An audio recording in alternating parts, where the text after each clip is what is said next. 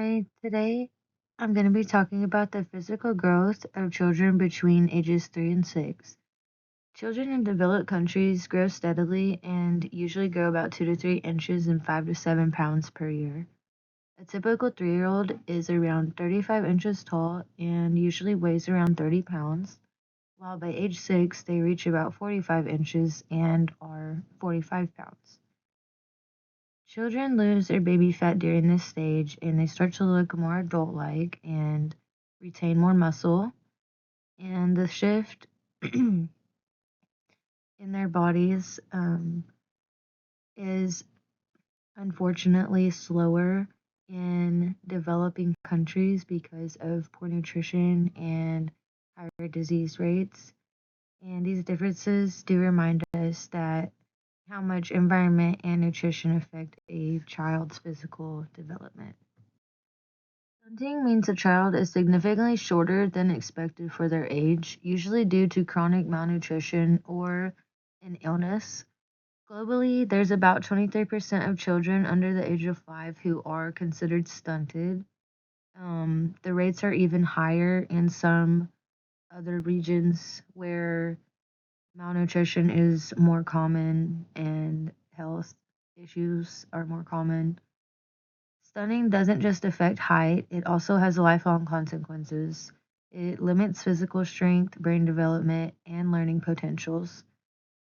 Children from low income families in developing countries are at the highest risk, but even within wealthier nations, socioeconomic differences can influence nutrition and growth. Genetics do play a role, but nutrition and healthcare are ultimately the biggest factor. By the age of 3, most children have their full set of 20 baby teeth, which will eventually be replaced by their 32 permanent teeth, which starts around age 6. Children may keep their baby teeth for nearly a decade, so learning proper care is very critical to prevent cavities and just get them in the practice of taking care of their teeth for when they do have permanent teeth. In developed countries, many children start visiting the dentist at around age 3, and they will get their first fluoride rinse and sometimes a protective sealant of some sort. Still, 30% of American children ages 2 to 5 develop cavities, especially in low income families. In developing countries, sugar intake is usually lower, but there is a lack of fluoride and limited access to dental care, which does cause a high decay rate. During early childhood, growth tends to slow, so appetite naturally decreases. Parents start to worry about their kids when they stop eating and aren't interested in eating and they basically are forced to eat. But it's really nothing to worry about and it's considered normal unless it persists long term and there starts to be issues arising. Um, and children's food preferences largely mirror the diets of adults. A lot of developed countries, like to say that kids only like chicken nuggets, mac and cheese, french fries, and it often becomes an issue where parents will just allow their kids to eat that, and that is why we have a problem with obesity and poor nutrition in our young children. And calcium deficiency is also common, and it affects bone and tooth development, which is very important in these stages. And so, encouraging balanced diets really does help and affect them. In developing countries, illness and disease still remain the leading cause of death for young children because of the lack of health care that they receive, and they tend to get things like pneumonia, malaria, and measles, which their bodies aren't able to fight off by themselves. They need medical intervention. Malnutrition that they deal with worsens the problem because their immune systems are weaker. But in wealthier nations, the diseases are less deadly because of vaccines and better health care. And so accidents are actually the biggest danger. And young kids are energetic and they lack awareness a lot of times. So there is a bigger risk of falls, cuts, animal bites, or even drownings are very common. Boys are especially prone because of more rough play. And so, yeah. When a child reaches about the age 6 to 10, they grow 2 to 3 inches in height and gain 5 to 7 pounds per year. This is also the stage that they're the slimmest of the entire span of their life weight. Between ages 6 and 13, children lose all 20 of their baby teeth, beginning with the top front teeth. These are replaced by 32 permanent adult-sized teeth that don't grow much once they come in. So that's why kids often look strange or funny, like they have too big of teeth for their smile at the time because they're their adult teeth, and then their face is still a kid face. Um, this transition is an important milestone of middle childhood. Oral hygiene becomes more important since these are permanent teeth and they do last for a lifetime. Parents and schools often step in with regular brushing habits and dental care during this stage. In middle childhood, hearing often improves because the ear structures start to mature and ear infections become a lot less common. However, vision problems do typically start to occur more at this age, and that's why you will notice kids start wearing glasses more in middle school and middle-aged time of life because myopia is more common. In the US, about 20% of 9 to 10-year-olds do have myopia.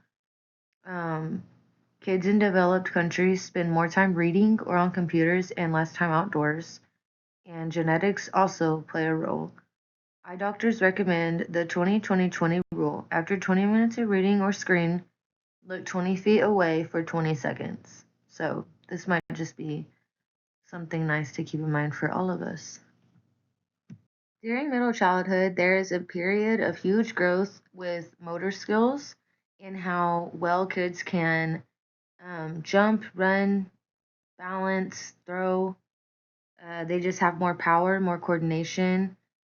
They can start playing sports and understanding how things work. Their agility and reaction time improves.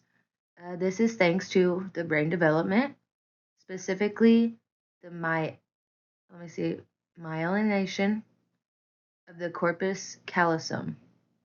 Sorry, which speeds communication between the brain hemispheres. So it just allows you to make connections quicker and allows kids to respond faster. So, like catching a ball, midair, it just allows you to make a decision faster. Nutrition is always important in a child's life and in anybody's life at any time, but especially plays a critical role during middle childhood. Children who suffered from malnutrition early on in life often start to show long-term effects by this stage, and they may be more anxious, withdrawn, and perform lower on cognitive tests. On the other side of the spectrum, obesity is a growing crisis, especially in wealthier countries, more developed countries. Childhood obesity rates in the US have tripled since the 1970s, and rates are also rising in newly affluent nations like China and South Korea. The World Health Organization has called obesity one of the biggest health challenges of our time. Healthy eating and active play are vital to prevent long-term health risk, and it's really important that we start our children out with good healthy habits. Adolescence kicks off with the fun puberty, which is a period of dramatic physical transformation. Growth accelerates into a spurt, with teens adding inches and pounds very rapidly after years of pretty steady childhood growth. Visible changes start to happen, including body hair, breast development in women, menstruation for women, and facial hair and voice deepening for boys. While these changes are exciting, they can bring a lot of emotions and anxiety, self consciousness. self-consciousness, and just overall scared and in the change. Puberty is not just physical, it's a key developmental transition that shapes identity, social relationships, and our self-image. This is a hard time in life because puberty is run by hormones, and it is very hard to control and know what's going on when you first start experiencing hormone emotions. In girls, the estradiol levels rise and about eightfold, and this supports their breast growth and menstruation, which therefore allows them to start reproducing. And in boys, testosterone skyrockets. This drives facial hair, deeper voices, and muscle growth. And these hormones for the boys often allow them to produce sperm and be able to reproduce as well. And so the surge in hormones not only changes the body, but it also affects our emotional and mood and energy. So puberty, it includes two sets of physical changes, which are primary sex characteristics and secondary sex characteristics.